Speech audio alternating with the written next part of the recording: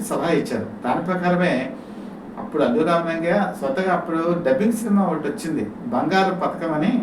అది తంగ పథకం అని చెప్పి తమిళంలో మంచి సూపర్ డూపర్ హిట్ సినిమా.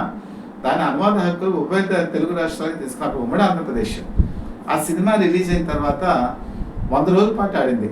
బంగారు పథకం కింద ఆ సినిమా మంచి కలెక్షన్స్ రాబట్టుకుంది. అది అల్లు అరవింద్ మొట్టమొదటి ప్రయత్నం విజయవంతమైంది. ఆ తర్వాత ఆయన చైర్మన్ చలమయ్య, దేవుడే దిగి వస్తే ఇలాంటి సినిమాలన్నీ కూడా చేశారు. ఆ తర్వాత కనకరత్నం గారు ఒక సజెషన్ ఇచ్చారు, మన ప్యానల్లో మన అల్లుడైనటువంటి చిరంజీవి బాగా పైకి వస్తాడు, అతనితో మంచి కథలు తీయమంచి ప్రోత్సహించారు. ఆ ప్రోత్సాహంలో భాగమే శుభలేఖ తర్వాత చిరంజీవిని యొక్క వైవిధ్యమైన తరహాలో చూపించినటువంటి సినిమా యమకింకరుడు చాలా స్టైలిష్గా ఉంటుంది. సో ఇలాంటి సినిమాలన్నీ కూడా అల్లు అరవింద్ తీసి ఈరోజు ఒక మెగా నిర్మాతగా సినిమా ఇండస్ట్రీలో నిలబడ్డారంటే అది ఖచ్చితంగా కనకరత్నం గారు ఇచ్చినటువంటి ఒక ముందు చూపు అనుకోవచ్చు, దార్శనికత కూడా అనుకోవచ్చు. అయితే అల్లు రామలింగయ్య గారు స్వతహాగా నాటకాలు వేసేవారు.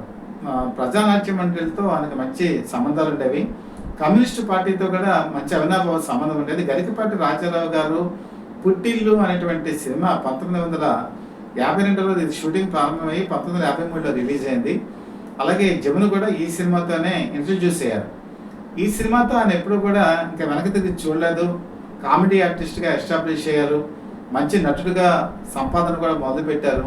ఆయన ఏంటంటే ఒక కుటుంబం పాలకుల నుంచి చెన్నై వచ్చి అసలు తమిళం ఎక్కడా కూడా తెలియనటువంటి ప్రపంచం, ఆయన వచ్చినటువంటి వేషాలతో ఇంటికి మెయింటెనెన్స్కి డబ్బులు ఇస్తే ప్రతిదీ పొదుపుగా చూసుకొని ఆవిడకి మొత్తం 5 పిల్లలు, 5 పిల్లల్ని కూడా సమాన దృష్టితో చూసి, అలాగే అల్లు రామలింగయ్య గారికి అన్ని విషయాల్లో చేదోడు వాదోడుగా ఉండి ఆస్తులు కూడబెట్టడంలో ఆమె కూడా చాలా క్రియాశీలక పాత్ర వహించారు.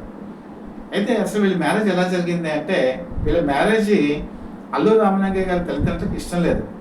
ఆ రోజుల్లో స్వాతంత్ర సంగ్రామ ఉద్యమంలో పాల్గొని జైలు కూడా వెళ్ళొచ్చిన ఆయనకు అన్నీ కూడా చాలా ఆదర్శ భావాలు ఉండేవి.